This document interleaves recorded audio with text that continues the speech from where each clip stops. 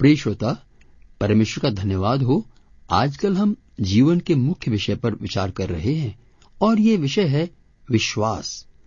इसके भिन्न भिन्न पहलुओं पर विचार कर रहे हैं हम, जैसे विश्वास की परिभाषा, आशा व विश्वास में अंतर, अंधविश्वास तथा विश्वास में अंतर।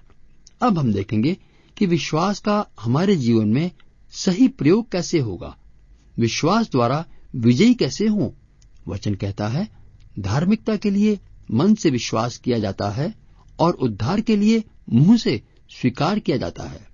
मैं तुमसे सच कहता हूं कि जो कोई इस पहाड़ से कहे कि तू उखड़ जा और समुद्र में जा पड़ और अपने मन में संदेह न करे वरन विश्वास करे कि जो मैं कहता हूं वह हो जाएगा, तो उसके लिए वही होगा जो वह कहता है।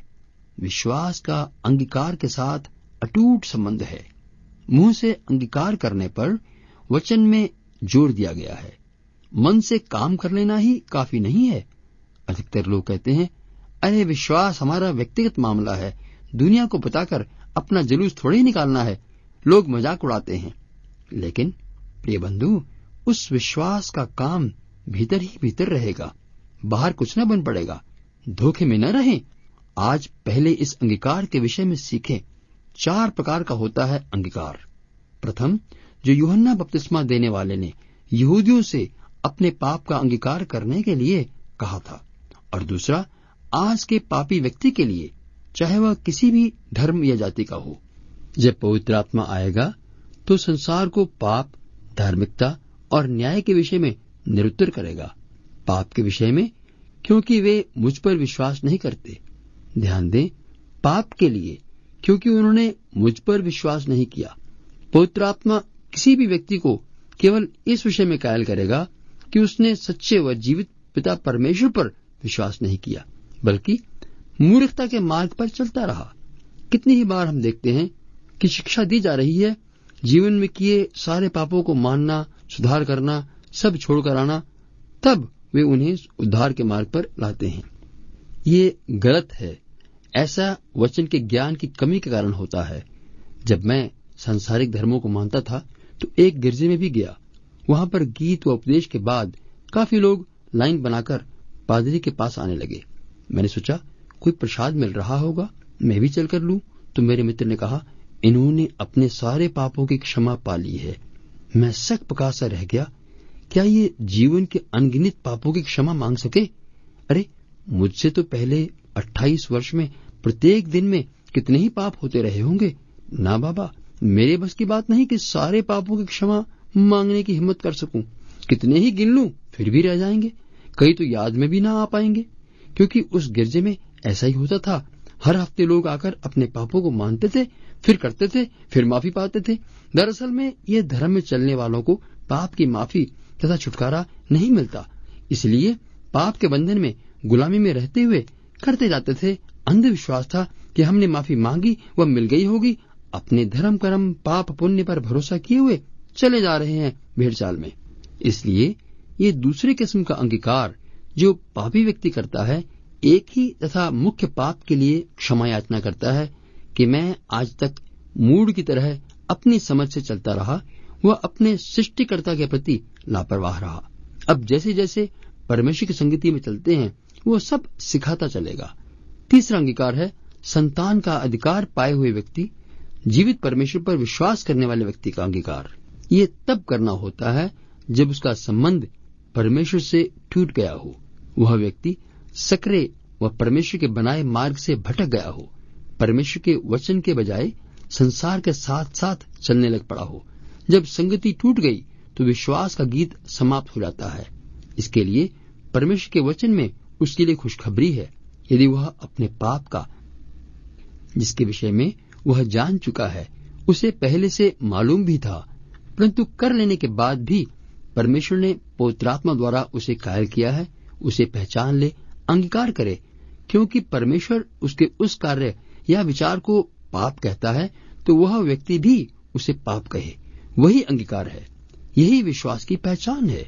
जैसे वह क्षमा मांगता है उसी क्षण परमेश्वर क्षमा करके अपने साथ संगति में ले लेता है। अब यहाँ पर फिर विश्वास का कार्य है। विश्वास परमेश्वर के वचन पर। लेकिन अक्सर देखने में आता है कि लोग जो विश्वासी कहलाना धन्य समझते हैं तथा अपने पाप के लिए बार बार क्षमा मांगते हैं, वे वास्तव में अपने आप को क्षमा नहीं कर पाते हैं तथा देखना या महसूस करना चाहते हैं कि उन्हें क्षमा मिली है। प्रिय मित्र, यदि आप विश्वासी होने के बावजूद पाप के फंदे में फंस गए तो ये आपको मालूम होगा तथा आपके लिए बिना देर किए घुटने टेककर नम्र व दीन होकर क्षमा पा लीजिएगा। लेकिन व्यर्थ में ही अपने आप को पापी व दोषी कहकर पवित्र आत्मा को शोकित न करें। यह दीनता नहीं बल्कि पाखंड होता है। अपने विश्वास के जीवन को बर्बाद कर देंगे आप। यदि पाप में पड़े हैं तथा आपको ज्ञान नहीं है तो फिर आपने अभी मोक्ष का, उद्धार का अनुभव ही नहीं किया है। लेकिन यदि आपने उद्धार पाया है, जीवन पाया है, मोक्ष अर्थात पाप व मृत्यु के श्राप से छुटकारा पा लिया है, तो जैसे ही आप अपने जीवन में पाप की क्षमा मांगते हैं, उसी क्षण परमेश्वर क्षमा करता है और आपसे उसका वायदा है कि मैं अब तुम्हारे पाप को अपनी याद से भी मिटा देता हूं। आप कितनी बार क्षमा मांगते हैं, परमेश्वर इसकी गिनती नहीं करता, परंतु आप अपने अविश्वास के कारण क्षमा न करने वाली आत्मा जो आपके मन में वास कर रही है, उसकी वजह से आप हिसाब रख रहे हैं।